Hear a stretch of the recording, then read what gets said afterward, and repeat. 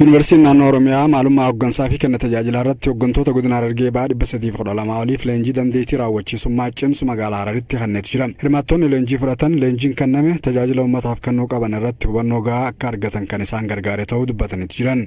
Gosoota istaayiloota liidarshiippiidha gosa meeqa akka jiruu fi akaakuuwwan folooroota manneen hojii keenya keessa jiranii wajjin wal qabatee amaloota isaanii beeknee akkamiin tajaajila quubsaa maamila gammachiisuu dandeenyu kennuu qabnu sirriitti leenjii kanaan hubachuu dandeenyee jirra.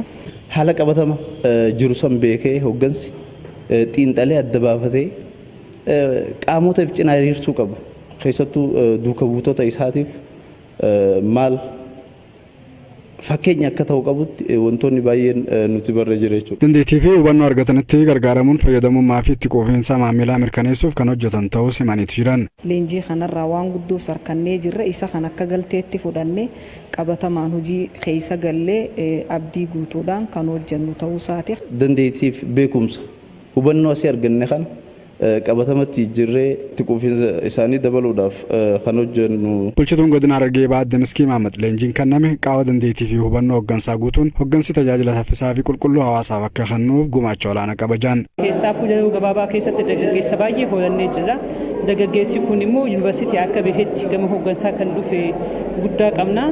Haa ta'u leenjii kana fudhachuudhaan tokkoffaa maanajimentii wajjin wal qabatee liidarshippii wajjin wal qabatee maaliin hojjedha akkamittiin hojjedha yooniin akkamitti raawwadhee uummata kana gaafii isaanii deebisuu qaba milkeessuu danda'a kan jedhu sirriitti hubatee jira. Kanaaf hooggansa keenyaaf hidhannoo humna raawwachiisummaa isaanii sirriitti kan gabbifatanii fi hubannoo gahaa kan qabatan akka ta'e kaasaa.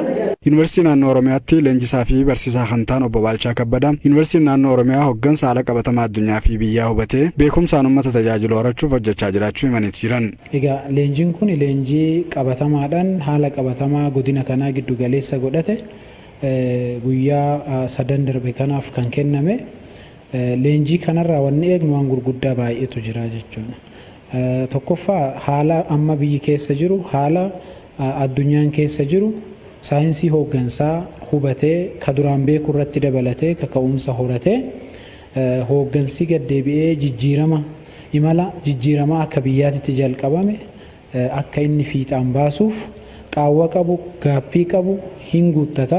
Kana gochuudhaan tajaajila si'ataa yeroon gaafatu bakka hundatti kennuudha.